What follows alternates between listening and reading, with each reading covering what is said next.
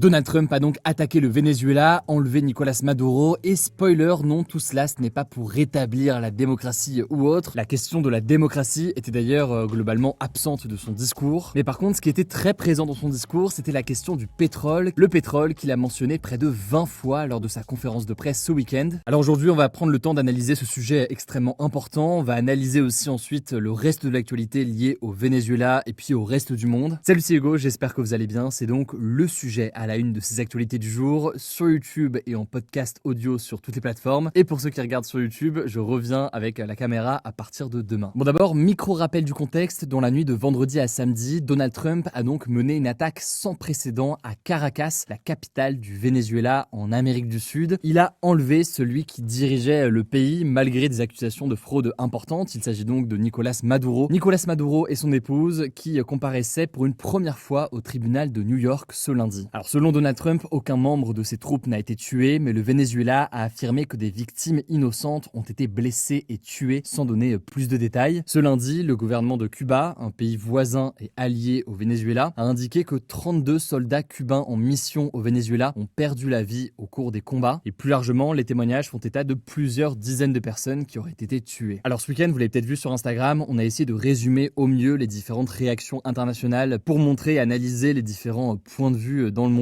Mais ce qui est sûr, c'est que l'immense majorité des spécialistes estiment que cette intervention, elle est complètement contraire au droit international. L'ONG Amnesty International dénonce notamment l'attaque américaine qui, je cite, soulève de graves préoccupations quant au respect des droits humains de la population vénézuélienne. Alors, après la capture de Maduro, il y a eu au Venezuela et puis sur les réseaux sociaux au sein de la communauté vénézuélienne des scènes importantes de joie de ceux qui souhaitaient son départ. Il y a aussi eu en parallèle, à Caracas notamment, des manifestations pro-Maduro organisées par le parti. Mais alors, plusieurs raisons sont avancées par les États-Unis pour tenter de justifier cette attaque. Bon, déjà, comme plusieurs pays dans le monde, ils ne reconnaissent pas la réélection de Maduro à cause d'accusations de fraude électorale. Les États-Unis l'accusent aussi de diriger un réseau de trafic de drogue dont les cargaisons aboutiraient aux États-Unis. Même si, attention sur ce point, pour nuancer, beaucoup d'experts indiquent que le Venezuela n'est pas le principal exportateur de drogue vers les États-Unis. Certains pays, comme le Mexique, le sont davantage et c'est bien le Venezuela qui a été ciblé. Mais la raison, qui était déjà connue en réalité avant, ça faisait des semaines qu'on en parlait sur la chaîne, mais qui est désormais bien officielle, c'est la question du pétrole. En effet, le Venezuela possède de très importantes réserves de pétrole capables de générer beaucoup de profits. Pourtant, il faut savoir que la production de pétrole du Venezuela a largement diminué ces dernières années.